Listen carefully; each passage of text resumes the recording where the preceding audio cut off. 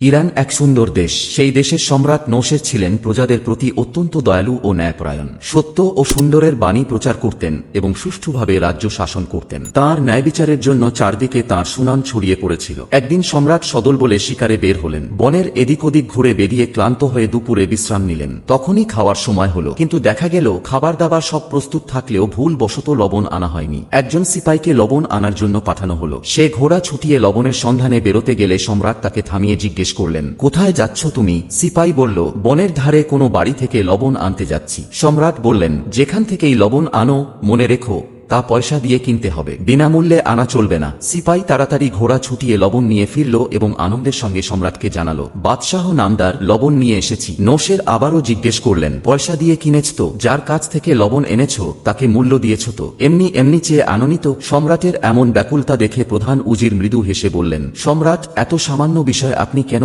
এত চিন্তিত? একটুখানি লবণ যদি চেয়ে নেওয়া হয় তাতে ক্ষতি কি? সম্রাট গম্ভীর স্বরে বললেন, না, এটা একেবারেই ঠিক নয়। আমি যদি অন্যায়ভাবে কারো গাছ থেকে একটি আপেল নেই, তাহলে আমার সঙ্গীরা হয়তো পুরো গাছটাই উপরে দেবে। আমি যদি সিপাইকে বলি বিনামূল্যে একটি ডিম আনতে, তাহলে সে হয়তো গোটা মুরগিটাই ধরে আনবে। এটা কি ন্যায়সঙ্গত হবে? সকলেই মাথা নেড়ে সম্মতি জানালেন, না, তা কখনোই ঠিক হবে না। সম্রাট বললেন, একজন সম্রাটের অন্যায় করা উচিত নয়, কারণ বাদশাহ যদি সামান্য অন্যায় করে তবে তাঁর রাজকর্মচারীরা আরো বড় অন্যায় করবে। তাই ক্ষমতাবান শাসকের উচিত আরো বেশি সতর্ক থাকা। আমি শুধু সেই চেষ্টাই করি। দরবারের সবাই সম্রাটের বিচক্ষণতা ও ন্যায়পরায়ণতায় মুগ্ধ হয়ে উঠলেন। তারা একসঙ্গে বলে উঠলেন, আমাদের মহান সম্রাটের জয় হোক।